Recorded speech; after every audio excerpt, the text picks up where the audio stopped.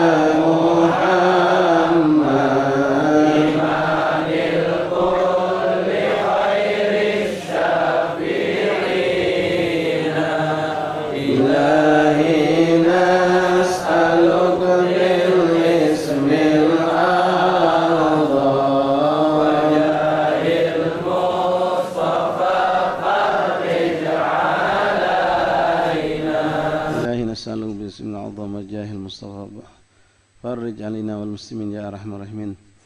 الفاتحة إلى سيدنا وحبيبنا شفينا قرة أعيننا سيدنا رسول الله محمد بن عبد الله صلى الله عليه وسلم وأهل بيته وأزواجه وذريته وأنصاره وأصحابه وأحبابه جميعا ثم إلى أرواح كاب سادتنا أولياء المقرب في مشارق الأرض إلى مغاربها برها وبرها ثم إلى أرواح جميع سادتنا أولياء المقرب أهل هذه البلد أهل فالما ودار السلام كلهم جميعا أهل مال البقي وأهل فرد الأقدر وأهل زمل فرد الأجمعين ثم إلى رجل سادة على بأهل المحجر الله مسلم صلى الله في مقدم محمد بن علي بعان سلام الرحمن سكب والأجمعين وأصول وفور سيدنا أحمد شيخ بن أكبر عبد الرحمن المكاشف من أصول وفورهم ومشايخ وقرن أصحاب بطول من مقدمته ثم إلى أرواح كاب سادة نزلنا عليه كرم منافع مسلم كرم منافع مشايخ الحضر والأذكار والأوراد والأحزاب منظومة الصلوات ودعوات مناجات كلهم جنسوسا لقراءة كتبهم وأورادهم وأحزابهم وزماتهم وصلواتهم ودعواتهم مناجتهم في معهدنا وفي مجالسنا وفي أيام وأوقات في مجلسنا خاصة خصوصا حبيب أبو بكر عدن الدولة الأكبر والإمام محمد بن حسين بن عبد الله الحبشي صاحب الفضل الإله ومن قدر الإشارة وقت الباس صاحب القصر يا سيدي رسول الله كل من شيخنا أحبابنا أخوان من ثم إلى رجل ومن في البدال فلما يقدر السلام كل من خصوصا صاحب الحارة صاحب هذا الدار الإمام العربي الله الحبيب عبد الرحمن بن محمد المنور وأبيه وأمي مشايخه مشايخ وأقرنا أحباب طلبة المذهب وكل من قد دخل هذا الدار من العلماء والأولياء صاحب إلى أرواح أن الله يتغشهم برحمة ويصلهم الجنة أن الله يعيد علينا من بركاتهم أسرارهم أنوارهم علومهم كراماتهم ونفعاتهم الدين الآخر أن الله بركاته افتح علينا عليك فتوحا عارف فقنا في الدين علما كنت أعرض ثم إلى أرواح والدينا والديكم أماتنا أماتكم أنتم مسلمين جميعا أن الله يغفر لهم ويرحمهم ويصلهم برحمته أن الله يدخل في قبورهم روحا والريحان والبشارة والآمان والفشة والروان جعل قبورهم من جنان وألانية الشفاء من كل دواء ثم إلى روح المرحوم السيد عبد الله فؤاد بعبد وكافة الأماتنا مسلمين الله يغفر له ويرحمه ويصلهم برحمته أن الله يدخل في قبورهم الأمن تقبل أعمال تجاوز سيئاته ثم ألانية الشفاء من كل داء والأمراض والسقم والآلام خصوصا للسيد حسان بن عبد الله بن عثمان المدهج والحبيب أبو بكر بن عبد الله حبشي وبن أحمد بن أبو بكر الحبشي والشريفة لطيفة بنت حسان الجفري وكل من أوصانا بالشفاء من إخوان أصحابنا أحبابنا الله يشفيهم شفاء عاجلا شفاء لا يقدر سقما ولا آلاما الله يتولى أعمالنا وأمرنا بالصحة والعافية تامة مع الاستقامة بكل طاعة من صالحة جالبة كل خير جالبة كل شر نعم كل مسلمين إلى حضرة النبي فاتحة. بسم الله الرحمن الرحيم الحمد لله رب العالمين الرحمن الرحيم مالك يوم الدين إياك نعبد وإياك نستعين اهدنا الصراط المستقيم صراط الذين أنعمت عليهم غير المغضوب عليهم ولا الضالين آمين.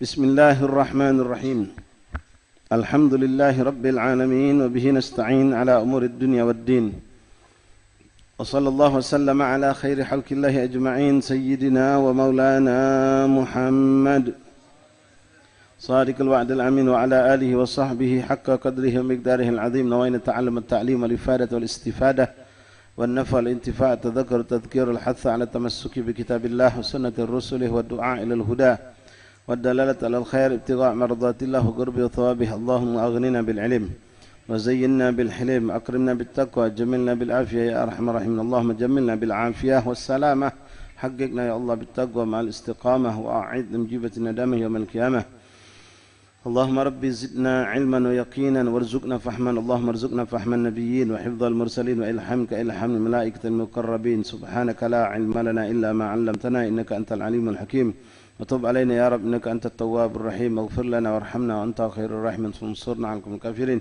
برحمتك يا أرحم الراحمين اللهم هذا منك وبك وإليك ولا حول ولا قوة إلا بك صلى الله على سيدنا محمد عبدك رسولك نبي الأمي وآله وصحبه وسلم الحمد لله رب العالمين. معاشر الحبائب حبابات hadirin hadirat ikhwan akhwat rahimakumullah fidakumullah fukakumullah jamaah majelis taklim di kediaman Imam Al-Habib Al-Barakah Abdurrahman bin Muhammad Al-Munawwar atau majelis kampung Munawwar dirahmati Allah. Assalamualaikum warahmatullahi wabarakatuh. Alhamdulillah thumma alhamdulillah thumma alhamdulillah lakal hamdu ya rabbana, bersyukur kepada Allah Subhanahu wa taala di hari ke-18 malam ke-19 daripada bulan Muharram yang penuh berkah, kembali kita dikumpulkan Allah Subhanahu wa taala dalam keadaan sehat wal afiah, dalam keadaan Allah mantapkan iman Islam kita dan Allah berikan bermacam kemudahan, fasilitas, nikmat-nikmat dalam kehidupan kita. Dan lebih lagi alhamdulillah Allah tidak menjadikan kita lupa dengan nikmat-nikmat tersebut. Allah berikan pula untuk kita nikmat taufik dan hidayah sehingga kita bisa menggunakan nikmat-nikmat Allah untuk taat kepada Allah Subhanahu wa taala. Berapa banyak orang-orang yang diberikan Allah nikmat, justru na'udzubillah min dzalik, dengan nikmat tersebut mereka jauh dari Allah dan terpaksa Allah seakan-akan memperlakukan mereka untuk biar dekat lagi, dicabut nikmat, baru sadar lalu taubat lalu dekat sama Allah. Tapi na'udzubillah kita tidak kepengen seperti itu ikhwani. Mudah-mudahan kita ini termasuk hamba Allah yang semakin dekat dengan Allah beri nikmat kepada kita. Sebagaimana doa Al-Imam Ali bin Muhammad bin Husain Al-Habsyi, putra daripada pengarang kitab Fathul Ilah ini, beliau pernah memanjatkan dalam salah satu munajatnya, beliau mengatakan Allahumma arifna ni'mataka alaina bi ziyadatin wa bidawamiha wa bi ziyadah wa la tu'arrifna ni'mataka alaina bi faqdiha aw zawaliha atau kama qala radhiyallahu an. Beliau mengatakan, ya Allah, jadikanlah kami adalah hamba-hambamu yang mengenal nikmat-nikmatmu, hamba yang mengenal nikmat-nikmat, menyadari nikmat-nikmat Allah, dengan adanya nikmat itu terus dan bertambahnya nikmat. Bukan dengan sebaliknya tahu sadar diri kita dapat nikmat setelah nikmat itu dikurangi atau dicabut oleh Allah. Karena kebanyakan kita jujur ikhwan, nikmat itu kalau dicabut atau dikurangi baru kita mengasuh. Apa baik itu dalam kehidupan kita? Contoh paling kecil misalnya baik lampu. Selama kita hidup sehari-hari di rumah, hidup ke lampu cetak-cetak kipas angin, mungkin jarang kita merasakan itu nikmat besar dari Allah. Bismillah pun tidak, pas tengah ucap alhamdulillah pun kita tidak. Tapi ketika dicabut sebentar oleh Allah, na'udzubillah, misal lagi majlis macam ni kita nyaman, ada lampu, ada mikrofon, ada kipas, satu lep lampu mati. Oh, gitu. Ada yang bagus, yang memang indah itu ngomong inna lillahi wa inna ilaihi raji'un. Ngapa Ustaz? Ngapa ucap inna lillahi Ustaz? Ada yang mati apa? Iya, lampu mati gitu. Ya, sebenarnya innalillahi tidak nunggu ada yang mati, apapun musibah ya kawan, kita disunahkan ucap innalillahi wa inna ilaihi raji'un. Tapi nanti kalau pas lampu tegang, dus, alhamdulillah. Bagus kita nih sadar. Selama ini kita ngasuh nikmat terus, wallah nikmat Allah. Nikmat banyu, nikmat listrik, ini nikmat yang azim luar biasa dari Allah. Ya terlepas inti bayar, inti apa itu lain cerita. Pokoknya adanya nikmat itu diberikan Allah. Hakata mudah-mudahan Al-Faqir dan kita semua, ya terutama yang muda-muda ini, jadikan hamba Allah yang selalu mensyukuri nikmat Allah, dan Allah berikan nikmat, kita diberikan pula kemampuan oleh Allah untuk kita mensyukuri nikmat. Dan kita pun dianjurkan oleh Rasulullah untuk minta sama Allah agar kita diberikan kemampuan untuk mensyukuri nikmat. Sebagaimana yang diwasiatkan Rasulullah kepada Sayyidina Mu'adz bin Jabal, dan menjadi juga bagian hidup kita dalam wirid-wirid kita dalam salat. Wirid ba'da salah, zikir ba'da salah, yang sangat dianjurkan Rasulullah untuk jangan kita lepaskan dalam salat 5 waktu, terutama setelah salat 5 waktu, baca Allahumma a'inni ala zikrika wa syukrika wa husni ibadatik. Allahumma a'inni, ya Allah tolonglah aku untuk apa? Tolong dalam hal apa? Dalam mengingat Engkau ya Allah. Kita tidak bisa ingat Allah, apalagi istiqamah, kecuali dengan pertolongan Allah. Kecuali dengan pertolongan Allah. Lisan terlalu berzikir, hati selalu ingat sama Allah, ada rasa takut dan seterusnya. Ala dzikrika wa syukrika, dan juga untuk mensyukuri nikmat Allah, kita pun butuh pertolongan Allah. Agar kita selalu ingat dengan nikmat Allah. Nikmat dikit baik kita bersyukur sama Allah. Apalagi nikmat besar, dan orang yang tidak mensyukuri nikmat yang sedikit tidak akan pandai bersyukur di saat diberikan nikmat yang besar. Lalu wa ala dzikrika wa ala husni wa ala syukrika wa ala husni ibadatik, dan untuk istiqomah baik, ibadah bagus di Allah sesuai dengan syariat, dibarengi dengan keikhlasan dan seterusnya. Kita juga minta tolong sama Allah. Ma'asyiral habaib, hubabat, hadirin hadirat, ikhwan akhwati rahimakumullah. Selanjutnya mari kita lanjutkan pembacaan kitab Fathul Ilah bima yajibul 'abd lil Maulah yang disusun dikarang oleh Imam Al-Allamah Mufti Syafi'iyah dar di Makkah Al-Mukarramah fi zamanih Al-Imam Al-Habib Muhammad bin Husain bin Abdullah Al-Habsyi, yang merupakan orang tua daripada Al-Imam Al-Qutb Habib Ali bin Muhammad bin Husain Al-Habsyi sahibul Maulid. Setelah kita menyelesaikan tentang perkara-perkara yang disunnahkan oleh syariat, oleh baginda Rasulullah dalam solat, di dalam solat, sebelum solat, ba'da solat, kemudian disunnahkan. Kemarin kita bahas mengenai disunnahkannya kita untuk berzikir kepada Allah setelah solat dan berdoa kepada Allah setelah solat 5 waktu terutama dan solat-solat lainnya. Sekarang kita masuk kepada perkara yang menjelaskan tentang perkara yang makruh dalam solat. Jadi hampir semua ibadah itu kan ada 5 perkara yang harus kita ketahui. Yang 3 wajib tahu, bukan wajib hafal. Wajib tahu dalam makna kita paham. 5 perkara yang merupakan syurutul ibadah, rukun ibadah yang membatalkan ibadah. Kemudian yang sunnah dan yang makruh dalam satu ibadah. Sekarang kita bahas mengenai solat. Maka setiap muslim yang sudah balik wajib paham tentang syarat-syarat solat. Wajib paham. Tak mungkin tidak paham, karena sudah balik wajib ibadah. Dan dia harus mengenali cara-cara ibadah itu. Dalam setiap ibadah, contohnya solat, ada namanya syarat-syarat solat. Kemudian yang wajib, tak ada uzur. Kita wajib, tak ada uzur, tidak paham. Apalagi yang hidup di kota seperti kita, di daerah yang bano, alhamdulillah ulama tidak sulit untuk kita dapatkan. Apalagi zaman sekarang juga dimudahkan Allah dengan medsos. Ya, ente pengen tahu apa syarat solat dalam madhab Syafi'i, tinggal ente tanya, langsung dapat jawaban ente. Ya, dengan mudah, alhamdulillah. Tapi kita dianjurkan tidak lewat medsos kita belajar, tapi langsung kepada guru duduk di majelis. Kemudian rukun, kemudian apa yang membatalkan atau yang merusak ibadah, agar kita tahu. Jangan sampai kita solat rukun sudah terpenuhi, syarat terpenuhi, tapi kita tidak tanya melakukan sesuatu yang membatalkan solat. Ini banyak. Ya, alhamdulillah dengan belajar mudah-mudahan kita tahu sehingga solat kita bisa jadi baik dan benar. Masih banyak orang yang tidak tahu apa yang membatalkan solat. Nah, setelah 3 ini sekali lagi bukan cuma dalam solat ya, puasa juga, ibadah haji juga sama. Ada syarat dan ada rukunnya. Termasuk zakat juga ada syarat dan rukun, ada yang membatalkan zakat itu. Hampir semua ibadah ada. Nah, 3 ini wajib dipahami, dikenali, diketahui oleh setiap muslim yang balik. Dan sebelum balik kita harus sudah tahu. Sebelum balik sudah kita pelajari. Ya, bukan nunggu balik baru nak belajar. Sebelum balik sudah dipelajari. Sebagaimana Rasul nyuruh kita sebelum kita balik sudah dilatih untuk sholat. Bukan maaf habaib, hubabat, ikhwan, akhwat rahimakumullah. Rasul nyuruh kita alimu auladakum bis shalah fi sab'in. Ajari anak kamu untuk sholat ketika umur 7 tahun. Mungkin 7 tahun melok gerakan dulu, tapi ketika mencapai dari 7 ke 10 tahun yang Nabi nyuruh kita pukul, di situ ditanamkan ilmunya. Ilmunya ditanamkan, bukan cuma suruh melok sholat, dia sholat tapi tanpa ilmu. Tapi ditanamkan ilmu tersebut. Sampai ketika dia sudah 10 tahun, menjelang balik, dia sudah mapan dengan ilmunya. Tahu apa yang baik, apa yang syarat, apa yang rukun, apa yang bukan. Ketika balik, dia wajib sholat, dia sudah tahu apa yang wajib, apa yang haram, apa yang boleh, apa yang tidak, apa yang menjadi syarat dan rukun. Nah, setelah 3 ini perkara yang pokok, lalu 2 hal yang juga dianjurkan kita paham mengenai apa-apa yang disunnahkan dalam salat untuk kesempurnaan dan keindahan ibadah kita di hadapan Allah. Kemudian kita juga suruh mengenal apa yang makruh dalam ibadah agar kita jauhi yang makruh ini, walaupun dia tidak membatalkan salat tapi kita jauhi karena akan merusak atau dalam arti kata tidak atau menghilangkan kesempurnaan kecantikan dalam ibadah kita. Nah, 2 perkara ini memang tidak wajib tapi sangat dianjurkan untuk kita ketahui dan kita pahami. Ala kulli hal yang 4 sudah kita bahas semua, dan hari ini kita masuk bahas yang kelima mengenai makruh dalam salat.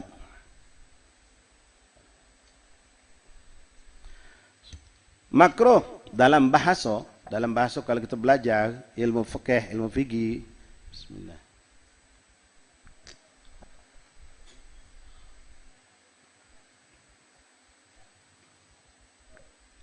Adalah suatu perkara yang kalau kita kerjakan, kita tidak berdosa. Tapi kalau kita tinggalkan, kita dapat pahala.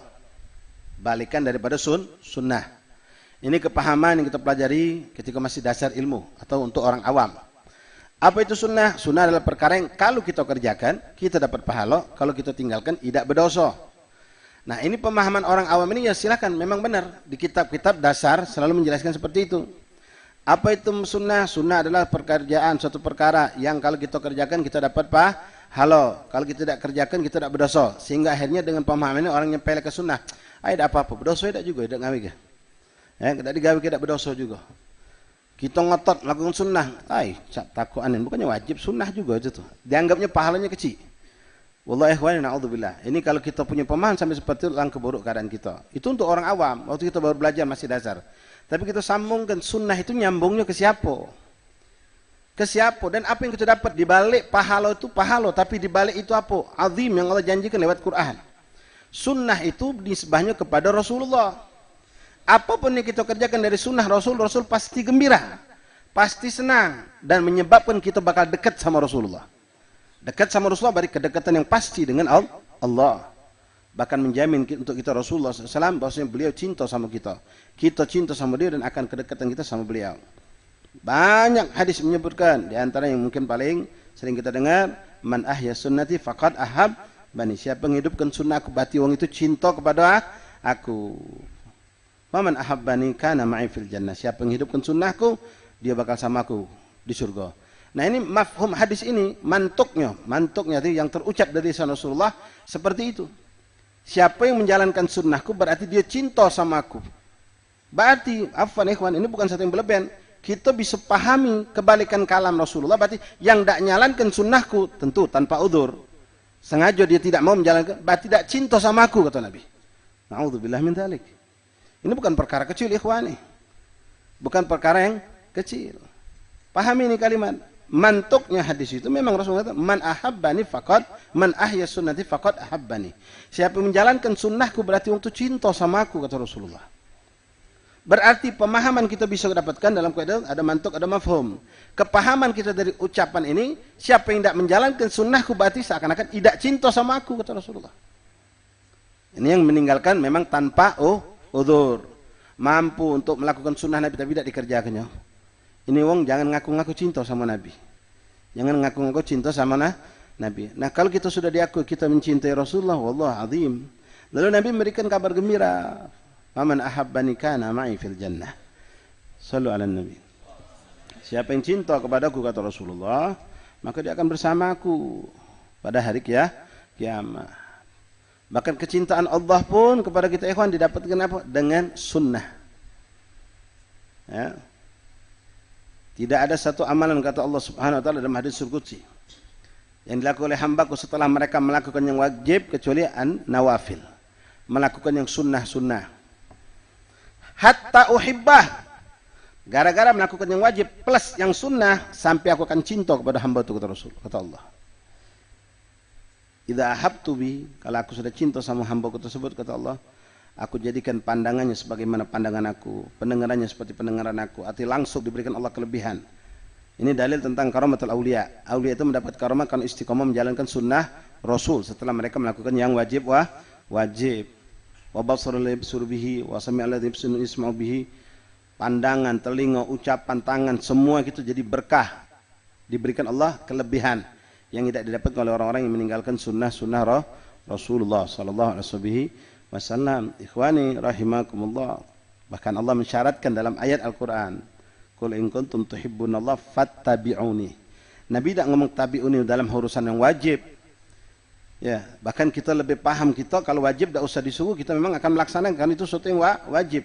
Tapi perkara sunnah, kalau yang wajib bukan berarti sudah jelas yang wajib itu pasti kita akan lakukan, tapi dalam menjalankan sunnah ini. Yuhibbukumullah, dengan mengikuti Rasulullah, mengikuti sunnah Rasulullah, yang wajib jelas itu lebih utama, menghidupkan sunnah Nabi, mengikuti sunnah Nabi, maka kamu akan dicintai oleh Allah. Yuhibbukumullah. Nah, mahabbatullah, mahabbatur Rasulullah, ini yang kita harapkan. Kita pengen dapat. Jadi jangan pelekan. Ya balik tadi, kita tidak nyalakan. Anak pun mengajarkan santri, mengajarkan aula-aula yang masih kecil-kecil ketika belajar, dasar kita, pemahaman kita dari dulu sekolah, makna sunnah itu tadi. Suatu pekerjaan yang kalau dikerjakan mendatangkan pahala, ditinggalkan tidak berdosa. Nah, sehingga ada orang-orang yang tidak selamat hatinya, Ya, kalau boleh dikatakan sekali lagi kita tidak mensalahkan ini apa yang disebut ulama, ustaz-ustaz kiai dalam kitab mereka. Benar, memang kaidah seperti itu. Artinya seperti itu, makna sunnah. Tapi akhirnya kalau buat kita, tidak apa-apa, ya, tidak berdosa juga, tidak digawe. Jadi kita melemahkan, menyepelekan ini sunnah Rasulullah. Na'udzubillah min dzalik. Musibah, na'udzubillah. Ya. Lalu sebaliknya, makruh. Makruh satu perkara yang kalau ditinggalkan berpahala dan kalau dikerjakan tidak berdosa. Ada apa-apa, tidak berdosa juga. Hanya kita ngembek itunya. Kita lupa pahala itu seakan-akan afwan. Tak bolehlah aku butuh seakan-akan. Maaf kalau ucapan saya salah. Ya.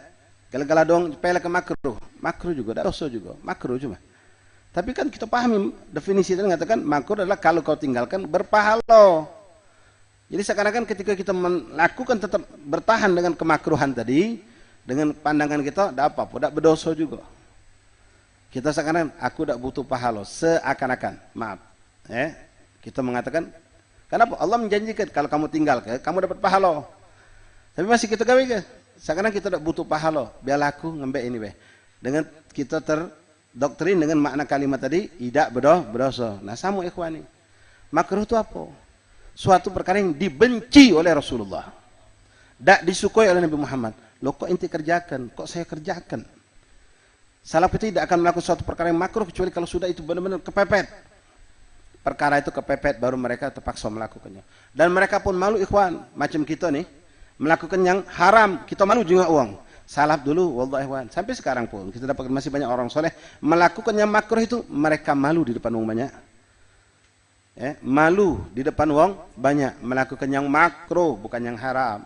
Kalau kita masih punya rasa malu, berbuat suatu keburukan yang nilainya haram, depan uang banyak, alhamdulillah masih punya iman. Yang kalau na'udzubillah tidak punya iman lagi, kalau sudah dia berbuat dosa, berbuat maksiat, berbuat kesalahan, tidak ada rasa malu sama sekali. Nah, salaf begitu, orang-orang solihin dari zaman sampai sekarang. Mereka untuk menyentuh suatu perkara makruh tidak berani. Sampai muncullah banyak daripada salafun solihun. Ya, minhum guru daripada beliau, Imam Abdullah bin Husain bin Tahir. Pernah beliau mengatakan tahaddutsan lin ni'mah ma amiltu makruh wala hatara fi bali. Ya, mundu mumayyiz. Dari semenjak aku mumayyiz itu akal sempurna belum balik. Aku tak pernah berbuat perkara yang makruh, bahkan terlintas di pikiran aku pun tidak. Sallallahu alaihi Nabi. Ya memang itu Allah derajat mereka ikhwani. Ya kalau kita nih pacak ngomong alhamdulillah semenjak anak balik tidak pernah bermaksiat pada Allah, tidak pernah aku ke dosa besar.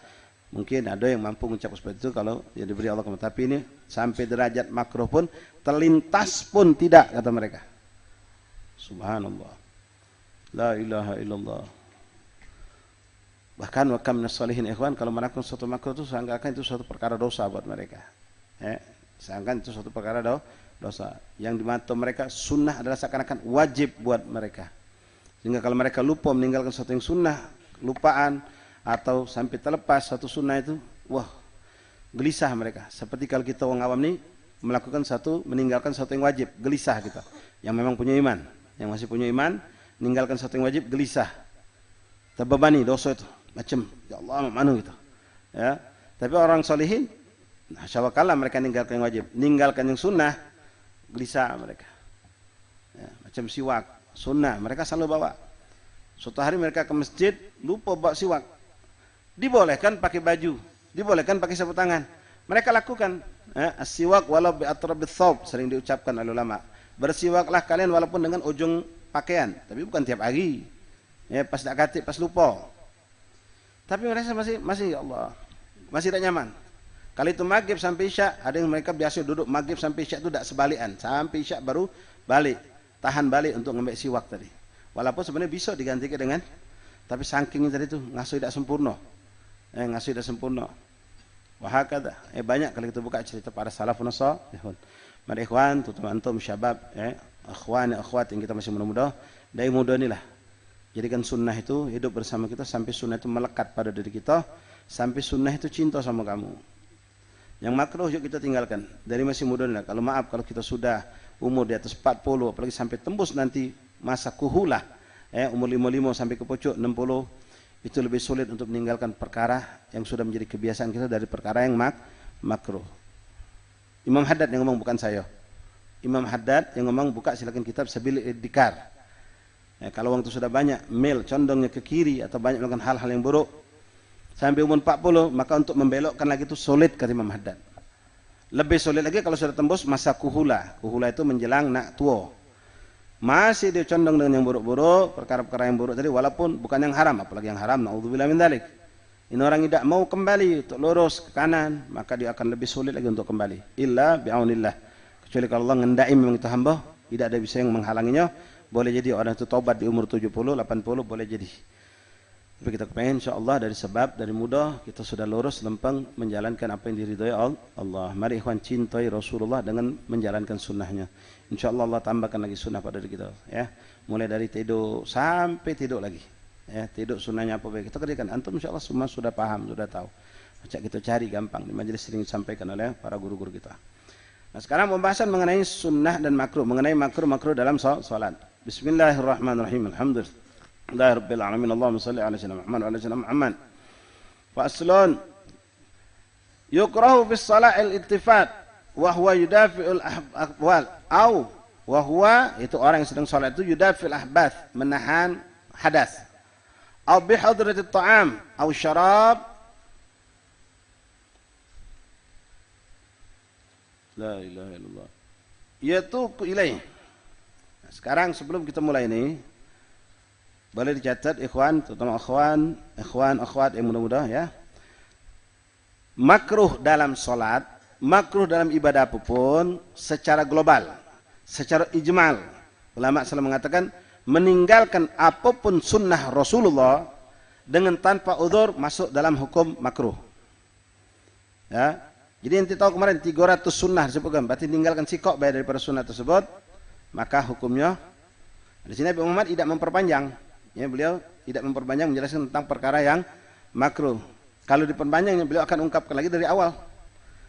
Ninggalkan ngangkat tangan, ninggalkan takbiratul intikal, ninggalkan baca doa iftitah, ninggalkan doa awud, ninggalkan saktah, ninggalkan macam-macam, banyak sekali yang kita bahas kemarin. Ya, meninggalkan apapun yang namanya sunnah Rasulullah dengan tanpa udzur, ya, catatannya dengan tanpa udzur, maka hukumnya makruh. Salat sunnah kita Allahu Akbar, Bismillahirrahmanirrahim, langsung Fatihah, bagus. Salat sunnah bagus, langsung Fatihah sah. Tapi berapa sunnah dibuangnya banyak. Doa iftitah, ta'awudz, a'udzu minasyaitonir rajim, saktah dalam salat, lepaskan juga lah. Nah, ini makruh kalau tanpa udzur. Tapi ada saatnya ikhwan, sunnah itu justru kita lepaskan. Bahkan sunnah disunnahkan untuk meninggalkan sunnah. Disunnahkan untuk meninggalkan sunnah. Banyak contoh-contohnya. Ya, contoh-contohnya banyak. Misal, kalau dalam salat, kalau dalam salat tadi, misalnya kita sedang salat. Kita salat wajib, ya salat wajib. Ibu kita manggil atau abah kita manggil. Kalau salat sunnah kita semua sudah paham insyaallah. Salat sunnah dibatalkan kalau umi abah kita manggil. Rasulullah yang nyuruh. Ya, sudah pernah kita bahas di majelis Abu di rumah Bibci. Rasul yang ngomong, kalau da'aka abuka, ummak, bapak kau, ayahmu atau umi memanggil kau sedang salat sunnah, batal ke? Nah, sekarang sedang salat wajib. Sedang salat wajib, jangan dibatalkan, teruskan. Tapi kita tahu ini umi manggil, maka kita tahfifkan, kita ringankan sholat kita. Jadi embek yang wajib baik, ngejar umi lagi manggil. Jangan sampai umi itu manggilnya terlalu sering, capek. Jadi cukup pas kita misalnya dapat 2 rakaat sudah. Ya, maka kita boleh pas rukuk itu baca subhana rabbiyal azim wa bihamdi sekali. Sami Allahu liman hamidah rabbana wa lakal hamdu. Langsung sujud subhana rabbiyal a'la wa bihamdi sekali. Boleh. Kan sunahnya 3 kali. Doa itidal banyak, tapi kita lepas kalau ngapa nak ngejar panggilan umi. Nah, saat ini kita disuruh. Sama wuduk juga sama. Ibadah apapun ada saatnya kita disunahkan untuk meninggalkan sesuatu yang sunnah untuk mendapat sesuatu yang lebih afdal. Untuk mendapatkan sesuatu yang lebih afdal. Dalam kaidah dikatakan taqdimul aham alal muhim, mendahulukan yang lebih penting atas sesuatu yang penting.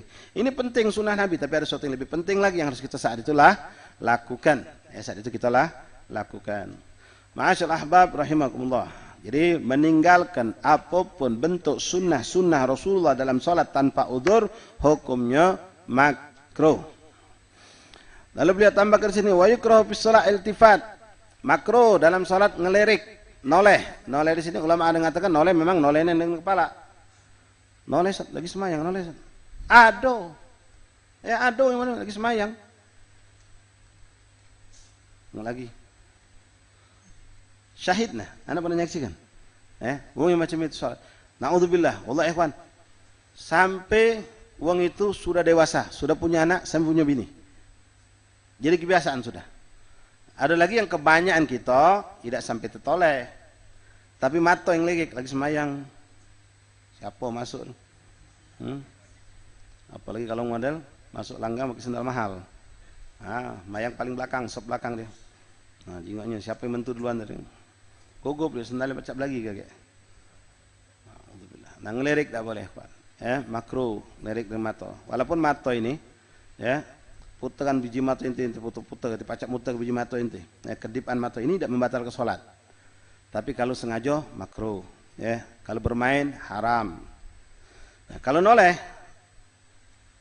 balik lagi, noleh lagi, balik lagi. Tapi noleh itu ada stopnya.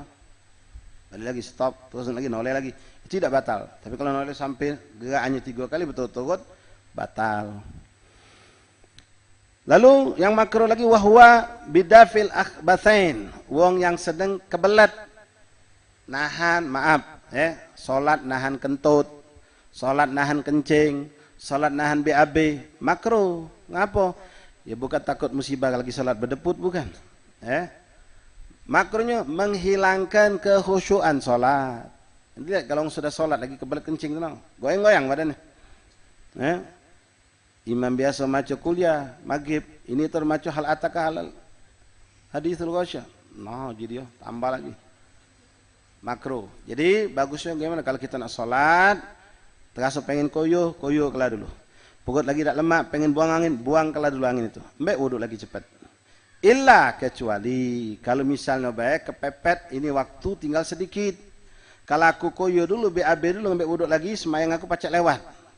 Maka kita silakan sholat dalam keadaan nahan kencing atau apa tadi yang 3 sebut tadi buang air besar, air kecil ataupun buang angin.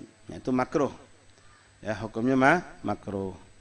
Kemudian apalagi yang dimakruhkan dalam sholat?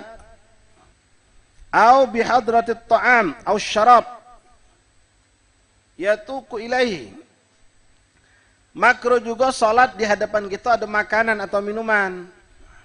Makanya kalau kita nak lapar, bawaan lapar, kepengen, nak sholat, daripada sholat tidak khusyuk, lagi sholat, nyium bau, sampai wong gukuk kita masih tegak, makanlah dulu. Makan lalu itu lebih afdal. Dengan catatan waktu memang masih panjang. Ustaz, mana kalau kita ini nak sholat, tapi ada juga hidangan sudah dimakan. Abdul kita sholat dulu kan, mari lebih Abdul makan. Tentu sholat dulu kan, jingak dulu. Kita sholat itu butuh khusyuk. Memang ada hadis Rasulullah yang Rasulullah mengatakan, maknanya itu jangan salah. Bukan ini kadang-kadang disingkatnya taqdimul asya qoblal isya. Ini penyingkatan. Dulu kan makan baru sholat isya. Tidak langsung macam itu. Nabi ngomong, idza hadarat ta'am, idza hadaral asya. Kalau asya makan itu sudah disiapkan lah nyingok kita. Misal, tahlilan. Pada isya selesai. Lalu dibentuklah atau katakanlah nih, kita tahlilan di sini, ruangan makan di dalam situ, sudah dibentang sopra, sudah rapi. Selesai tahlilan, lalu jatuh ke jamaah, masuk ke juga. Dahlah tegak kalau pas masuk baru duduk, Allahu Akbar, Allahu Akbar, adzan isya. Afwan, jangan salah dan jangan kita nyangkut diri kita orang masya Allah. Salat dulu, salat dulu, salat. Tidak. Rasulullah ngomong, makannya sudah kamu jingok, lah kamu lihat, lah kamu cium. Istrinya bahkanlah sudah nyampe di lidah walaupun belum nyampe. Apa kata Nabi? Makan dulu. Jadi jangan sombong. Salat dulu, tinggal. Makan tuh gampang. Salat lebih abdul, salat lebih penting. Nah, ini orang maaf, uji bahasa basic itu gagal paham. Tidak seperti itu. Kalau Nabi tidak ada nganjurkan boleh, tapi Nabi sudah ngajari. Kalau sudah hadir artinya makanan itu sudah depan mata, sudah terjingok. Lalu datang waktu salat isya, faqaddimul asya qoblal isya. Dulu kan asya, beda asya isya, bahasa Arab ini tulisannya sama. Asya makan malam, makan dulu ji Nabi. baru sholat isya. Paham ikhwan? Jadi jangan kita ini jadi orang yang teka istilahnya. Awak salah, nyangko benar. Nah lebih parah lagi, ya lebih parah lagi. Ini urusan makan lo, lain dengan pekerjaan. Kalau pekerjaan boleh ditinggalkan. Begitu adzan, tinggal ke dulu gawe, tinggal ke dulu gawe. Ini masalah ini urusan syahwat, urusan perut, urusan yang bisa membuat kita tidak khusyuk. Ya, urusan tidak khusyuk. Hidangan ada doyanan kita, ayam bakar, daging bakar ada kalau situ. Ya, makan lemak kalau doyan kalau kita. Makan kita 20. Sikok kan jangan, pakai lo makan lo gampang. Kita ngadep Allah lo, semayang. Tariknya kita. Tariknya paksa yang milik melok dua. Imami, kawan kita melok belakang. Kira-kira apa yang hadir di pikiran waktu sholat? Habis tumpas pasti. Yang dipikir ini pasti tumpas habis. Ngapa? Ada 17 masih di situ. Makan. Nah, Nabi tidak kepengen sholat kita ngelayar, pengen khusyuk hadir sholat. Nah makan. Nah lebih parah lagi kalau orang sedang makan. Ini juga berlebihan. Ini ususnya bab makan ya. Makan. Nanti ada juga tidur. Ngantuk berat. Uji Rasulullah ngomong tidur ke dulu. Kalau waktu masih panjang. Daripada nanti sholat dalam keadaan ngantuk. Nah lebih parah kalau orang sedang makan. Baik jatuh jamaah. Bismillah. Ya Allah. Kul makan. Makan 2 suap 3 suap. Beduk. Duduk. Allah Akbar. Baik stop. Tinggal dulu. Semayang dulu. Nak dikatakan Masya Allah. Tak ada. Masya Allah juga tapi lain. Masya Allah kan ada 2 versi kan. Kalau kita nyengok orang bagus, Masya Allah. Nyengok orang tak bagus, Masya Allah. Gitu. Berlebih itu. Tidak ada seperti itu. Belum mulai makan, lagi kita boleh makan. Apalagi sedang makan. Ada perihal kita pernah dengar sahabat Rasulullah. Sedang begawe di ladang. Sedang begawe ini di ladang.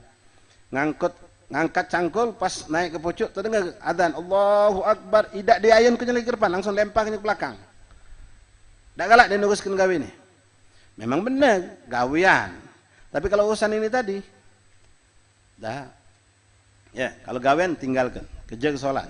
Tapi urusan makan tidak. Dia urusan juga ngantuk. Aduh kalau diatur dalam syariat. Jadi enak, nikmat kalau kita punya ilmu. Ya, tidak kaku macam tadi. Kalian tidak tahu ilmunya, secara logika pendek, tentu yang mana kalau dia ngomong, oi, yang mana Mbak Abdul? Makan apa sholat? Jadi ya. Suhunya berbanding. Ya sholat aja gitu. Ya. Tapi sholat aku dah khusyuk. Semayang sholat tidak. Nah, lain kalau ikhwan belum, belum terjingok makanan itu, belum terjingok. Cuma kita sudah paham, habis tahlil pasti ada makan. Pas masih di ruangan inilah, Rabbana taqabbal minna innaka antas samiul alim, tub alaina rabb innaka antal musallim. Alhamdulillahirabbil alamin. Allahu akbar. Maka sahibul bait jangan mempersilakan makan. Kalau memang tempat ini memungkinkan untuk sholat, kita sholat dulu baru makan. Ngapa? Belum terjingok makanan ini. Ya, belum terjingok. Nah, tapi kalau sudah terjingok, sudah di hadrat atau man hadrat itu hadir, ngelihat ada depan kita, maka makan dulu kata Rasulullah, baru kamu sholat. Kenapa? Kalau yang tak tadi kejadiannya. Tidak khusyuk dalam sholat, karena mikirkan makanan, apalagi sama-sama bawaan lapar. Taib ikhwani rahimakumullah. Begitupun minuman, sama makan minum sama ya, sudah disuguhkan ke wong, Masya Allah, no, minuman segar, kita pengennya lagi haus, panas tak, datang ke rumah kawan, ya, datang ke rumah kawan, disuguhkan minuman, lagi panas terik, baru duduk, kawan ngapa ke, es teh manis, berkeringat gelas, ya, berkeringat bukan panas, karena dingin dari berkeringat. Pas kita baru nak megang, duduk Allahu Akbar. Main dulu. Nah tegaklah dulu, setegak jadilah. Minum dulu. Masih belum puas, minumlah lagi, legakan. Sehingga sholat kagak khusyuk. Kalau tidak sholat kita terkilam-kilam juga bahasa kita nih. Makruh hukumnya. Ya, ketika hadratin, kalau sudah nampak, kalau belum, mana semain dulu apa? Nak makan dulu. Sudah ada belum? Lagi dipesan. Oh, mayang dulu. Lagi dibeli, masih di jalan. Apa uji bahasa kamu? OTW. OTW. Mana? Nasi mana? OTW. Apa dia OTW? Ustaz ajak orang bahasa ke ngerti. OTW, lagi di jalan Ustaz. Oh, sudah salat dulu kita. Nasi masih di jalan. Salat dulu. Tapi kalau sudah depan mata kita Hakata ikhwan. Ya, la tajingo, kenikmatan, kelezatan itu makanan. Baik, lanjut. La ilaha illallah. Wa tashbikal asabi'. Merajut tangan dalam salat. Makruh, di luar salat pun makruh. Dalam salat makruh, ada salat. Ada. Macam ini. Ini makruh. Di luar salat juga makruh. Wa asyaddul karaha, dan lebih makruh lagi kalau ketika sedang kita beribadah. Di luar salat, dalam salat makruh, di luar ibadah misalnya ngecama tangan kita rajut macam ini, jangan. Ada kan duduk macam ini, pecah duduk di kursi. Nah, abuah yang kamu suka pakai itu ya, itu boleh dipakai, tapi maaf, lagi taklim jangan. Lagi nonton marawis, lagi nonton gambus, lagi mancing, bolehlah. Lagi siahi di gunung, di apa, dengan musik, dengan lagu gosida apa boleh. Tapi kalau belajar jangan dipakai. Dan kalau kamu melihat ada tokoh ulama besar melakukan, yaitu dengan magomnya dia. Kalau kita ini jangan. Ya, kadang-kadang mingo, kamu ini asatis makis lempang, lah meli juga, lah maki juga.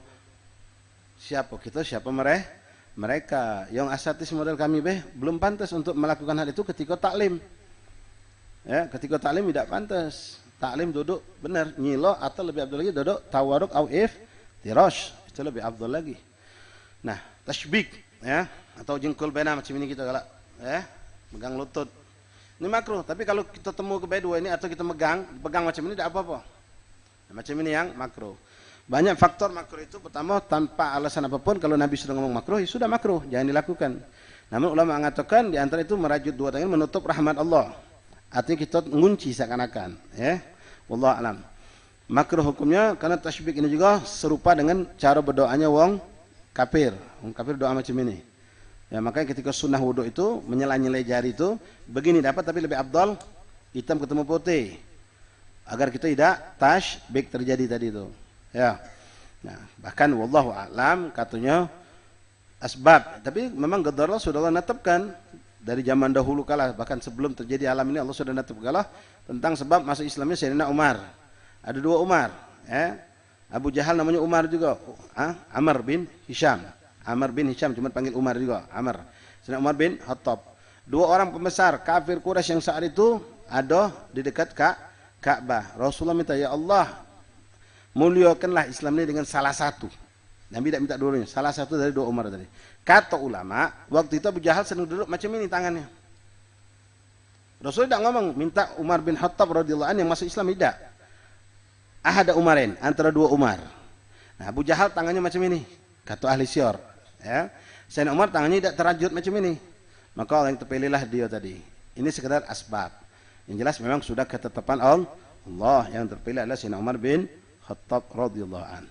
Jadi tasbih jangan dibiasakan ikhwan, walaupun di luar ibadah, di luar salat. Ya, kalau dong duduk nunggu ceramah, lagi duduk nunggu Jumatan atau lagi nyantai di luar, jangan dibiasakan. Lebih makruh lagi kalau sedang ibadah, duduk di majelis, duduk zikir, dengar khutbah, makruh, karahah syadidah. Jangan dilakukan. La ilaha illallah Muhammad Rasulullah SAW.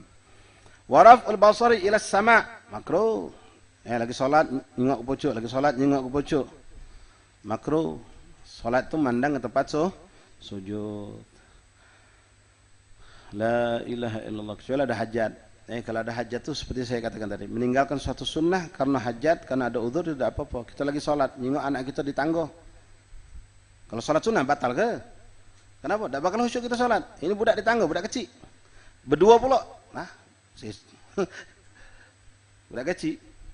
Nah, dogongnya ada kelapa naudzubillah min dzalik. Nyesal kita.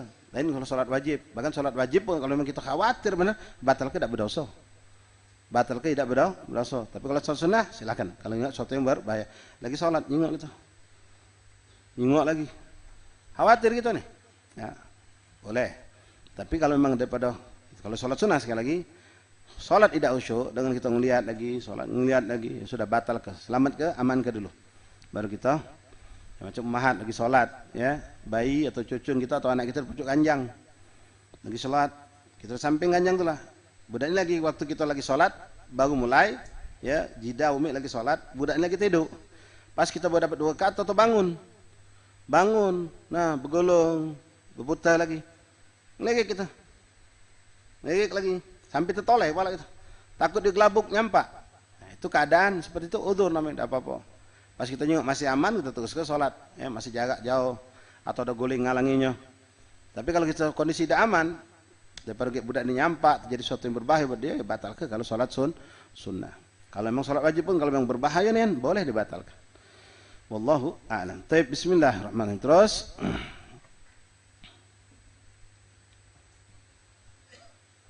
waraf'ul basar ila sama' wan nazar ila ma yulhih, dan memandang apapun membuat kita lalai. Nah, apapun membuat kita lalai jangan dilihat, jangan dijingok. Kemarin sudah kita bahas, salat di depan Ka'bah. Memang sebenarnya mengatakan sunnah ketika kita berada di Masjidil Haram, memandang Ka'bah itu sunnah. Dua ibadah kita langsung dapatkan, karena memandang Ka'bah itu ibadah, memandangnya ibadah. Di luar salat pun memandang Ka'bah itu ibadah. Di dalam salat kita juga disunahkan, tapi dengan catatan kalau memang tidak merusak kekhusyuan kita. Kalau kita sholat, pas kita sholat nyengok tingkah laku sedang tawat macam-macam. Lalu kita sholat pas bagian dekat Hajarul Aswad. Oh nyengok berjenggutan, bertarian masuk kepala ke masjid ke Hajarul Aswad itu. Tidak khusyuk sholat kita. Balik tempat sujud lebih afdal. Memandang tempat sujud lebih afdal. Namun ada pendapat yang mengatakan tetap memandang tempat sujud lebih afdal ketimbang melihat Ka'bah. Ada khilaf di situ. Nah, apapun nyulhi yang akan membuat kita lalai. Lagi sholat, makanya kalau sholat jangan pinggir jendela. Sholat pinggir pintu. Ya, di salat no. Nih. Amin, melo amin. Nyengok lagi. Allahu akbar rukuk, melo. Rusak salat macam ini. Salat cari tempat yang aman, yang tidak ada yang merusak kita. Yang ada pandangan atau gambar atau apapun yang bisa merusak. Maka bagusnya di depan itu polos. Dinding, bukan jendela. Kalau di Hadramaut mungkin sudah pernah kami sampaikan, rata-rata masjid itu ya mereka bikin langsung hadap kiblat dan dinding itu penuh.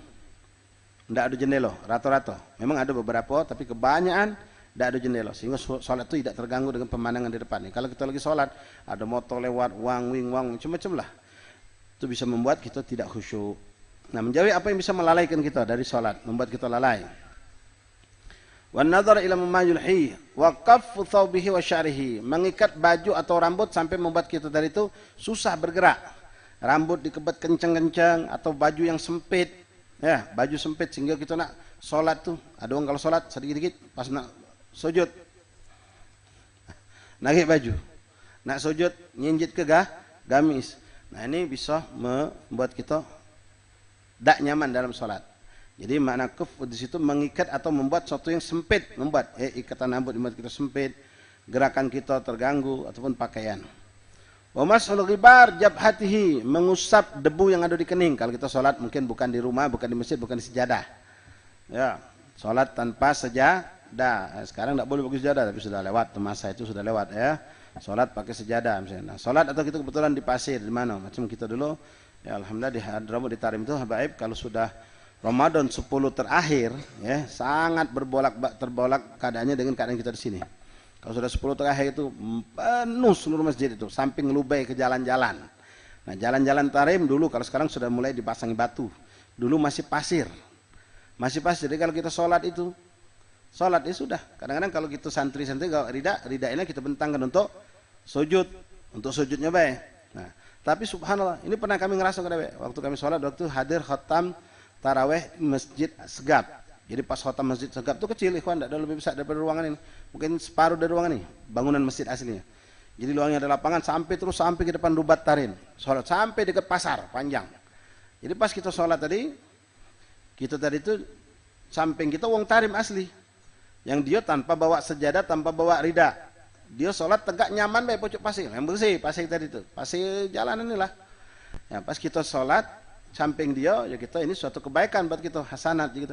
Kita buka rida kita bentangkanlah, memanjang. Jadi buat kita, buat dia juga. Pas sujud, ya dia wong berilmu, diangkatnya sejarah kita di rida kita. Ngapu? Dak galak dia halangi, jidatnya nempel ke bumi langsung. Sallallahu alaihi Nabi. Nah, ini ya ngerasa apa? Wallahi ikhwan, Tarim. Tidak satu gang, tidak satu lorong di kota Tarim. Apalagi zaman dulu lebih lagi, lebih bersih, lebih suci, lebih berkah. Kecuali pasti pernah dilewati oleh telapak kaki para aulia Allah. Maka mereka tidak mau sholat. Nah, kalau sholat seperti itu kan ada pasir nempel, maka biarkan pasir itu. Di sini katanya makruh kalau kita lagi sholat mengisi ke pasir, lagi sholat. Kalau habis sholat ya silahkan. Kalau sedang sholat, rakaat pertama sujud, duduk, sujud pas tegak, kita bersihkan, walaupun tidak membatalkan dengan satu gerakan. Kalau dengan gerakan begini ya batal ya, dengan satu gerakan. Itu makruh, biarkan. Illa kecuali ya misalnya bukan cuma pasir, ada pasir yang besar seperti pecahan batu yang tajam. Pas kita sujud berdenyut tajam, ya itu silakan, karena itu mengurangi kehusyuan salat, kita buang tidak apa-apa. Tapi kalau sekedar pasir debu jangan, biar katanya. La ilaha illallah. Fi jabha was tasa'ub. Kemudian makruh juga tasa'ub. Apa tasa'ub itu? Ngangop lagi salat. Yang lebih parah lagi, iya kayak Abu bacoan mulut ngangop. Ngangop, bacot jangan tombo. Ngangop lalu. Sunnah nutup mulut. Tetap sunnah dengan satu gerakan. Ya Abdulnya nutup. Kalau ente bisa tahan, boleh. Ya. Jangan ya bebas lepasnya sampai dia sop 11 dengan di depan. Jangan. Nah Abdulnya tutup. Begini boleh, tapi Abdulnya nah pakai tangan kanan. Boleh. Abdulnya tangan kiri. Dan lebih Abdul lagi dibalik. Ini Abdulnya. Di luar sholat, di dalam sholat sama. Ketika ngangkop,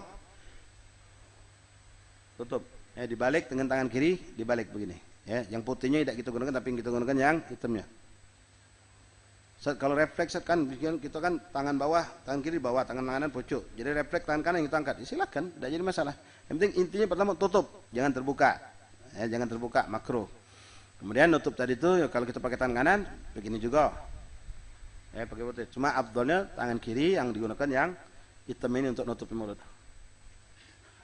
Makanya kalau ngantuk tadi itu sunnahnya kalau ngantuk berat nian, waktu masih panjang, yang ngantuk pusing pula, istirahat ke dulu.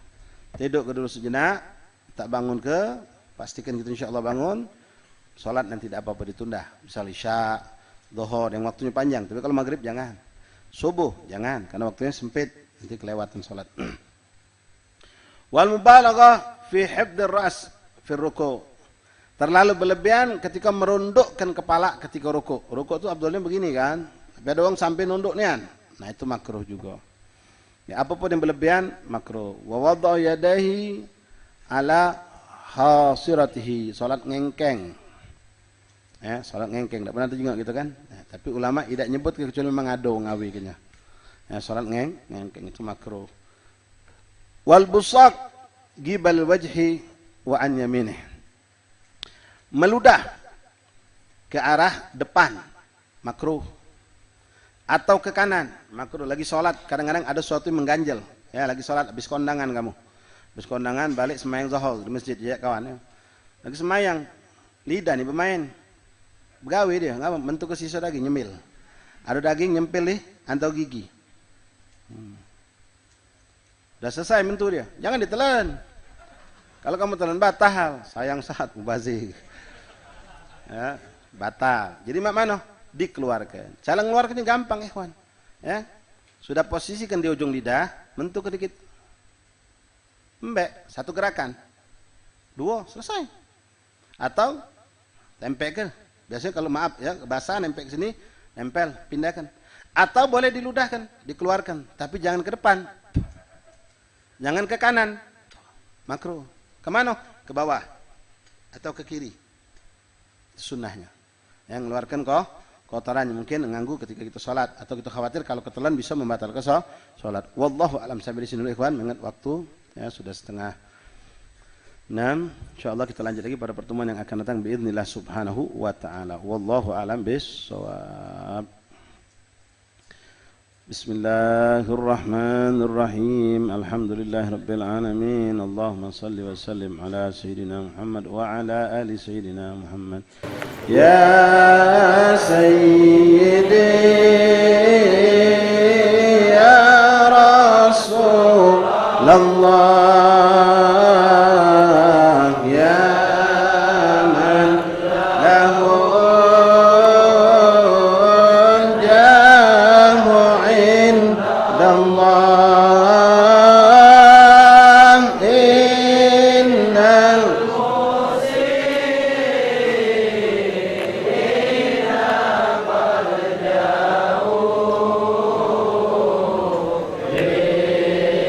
Amen.